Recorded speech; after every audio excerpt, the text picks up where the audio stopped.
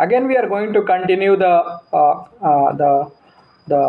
discussion about the absorption chromatography. It is a continuity of your previous video. In that, we have seen about the material or the apparatus requirement about the absorption chromatography. Here, we are going to see about the what are the experimental thing which you require for absorption chromatography.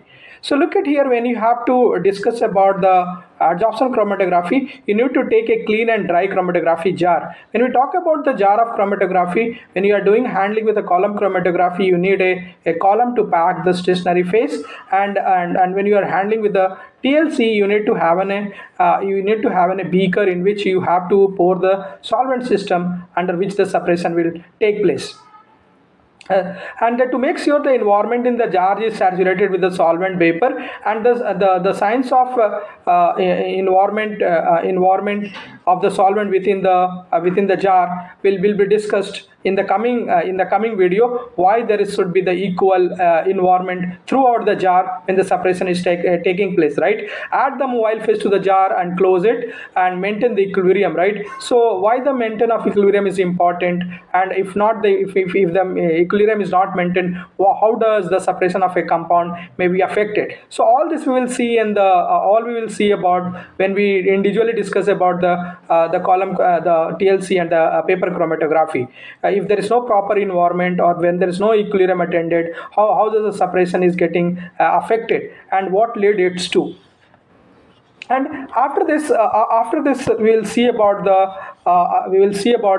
how to plot the sample, right? When you are handling with the TLC, make sure that you have a baseline, and that should be slightly above to the solvent system which you are using. If not, if the solvent system if the baseline is not proper and the solvent kept here is not maintained properly, the sample which is placed onto the absorbent is not kept properly within the mobile phase, what will happen? It may dissolve into the mobile phase, and which will later leads to the lot of difficulties when you are separating a compound. Apply the sample to the TLC plate with the help of capillary tube and allow it to dry, right? So that the migration of the compound which you plotted is smooth and easy, and if you don't do, there is a chance that there may be a drainage of the sample towards the stationary phase, towards the mobile phase, and which may spill out the sample which you have spotted. Put the plate in the jar and close it, and wait till the solvent moves from the baseline to the desired place where you have kept it, generally 2/3 of the TLC plate, and take out the TLC plate, dry it, and there are a number of methods to do the detection of the separated compound, which we'll see that in the coming class. What are the different methods, how you can identify how much is the, you can do the quantitative as well as the qualitative analysis of the separated sample. So with this regard, you can just look into the compound, and then we have an application, right? What are the application of absorption chromatography, how it has become so important, right? So we'll see that the application, the various application of this chromatography is, you can separate the amino acid, right? The very first amino acid used for separation was this adsorption technique, right? And then isolation of antibiotics. There are, the compound which is present in impurities, right? Along with the desired antibiotic, there are many other component which is present, which has to be separated from the compound. This all can be separated. It help in the separation and isolation of desired antibiotic from a mixture, right? It help in identifying the carbohydrates, right? What you do, we go for the RF value and RX values. There is a method through which we analyze the analog of the compound, or we find out the purity of a compound or similarity of the compound. Then it finds out and it helps us in finding out the separation and identification of fat and fatty acids, protein, peptides, right? These are the various application which you can see, right, of the adsorption chromatography. Now I'll see the other part of adsorption chromatography, which is used as a column chromatography. In this, what we do, the technique is in which the solute of the solution are entitled to travel down the column, where the individual component are absorbed by the stationary phase. Based on the affinity towards the absorbent, the component take position on the column, and the most strongly absorbed component is seen at the top of the column. That's how the separation take place, right? Which has got the least tendency to bind with the stationary phase of a column, they elute they elute first, and the which has got the highest strongly absorbed onto the component of the stationary phase elute later. So this is the procedure how we do it, right?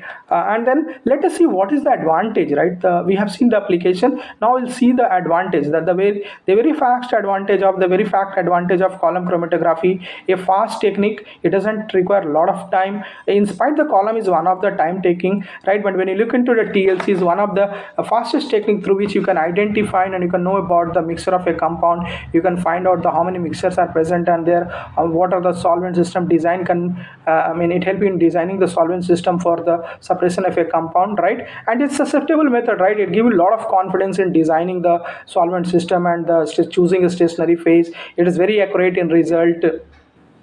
And then even a small sample it separates, right? If you look into the TLC and in column chromatography generally used when you have large or huge amount of sample. If not, also it is very very less, the sample can be even separated when your column should be small. And then apart from that, what you need to do is, when you have a very small sample, you need to go through the TLC, right? TLC will help you in knowing about the science of when you have very small quantity of a sample, right? It can give you the estimation of a compound in a mixture when you have in a microgram, or sorry, in microliter or microgram of sample you have. It allow to identify, it will allow for the identification of the compounds, allow for recovery of components, right? There are a number of techniques through which the compound can be identified, right? The biggest disadvantage of this is that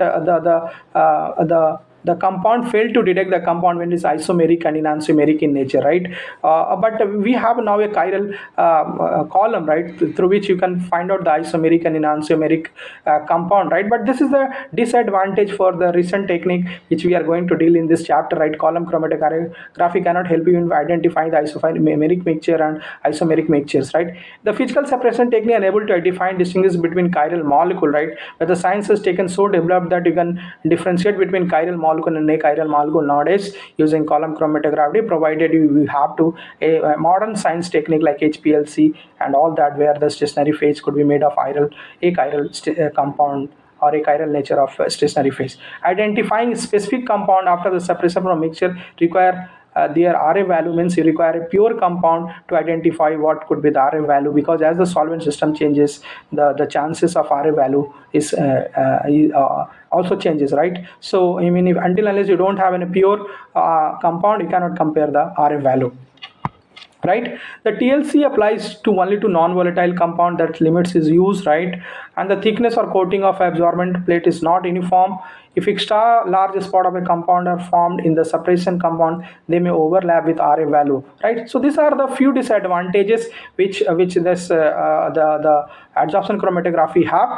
And with this basic concept, we will go into the individual chapter to learn about their science, right? So with this, hopefully you could have understood about the basic principle, advantage, disadvantage, different type of adsorption technology, and all this objective what were kept from this chapter, right? So with this, I bind up the introduction part of the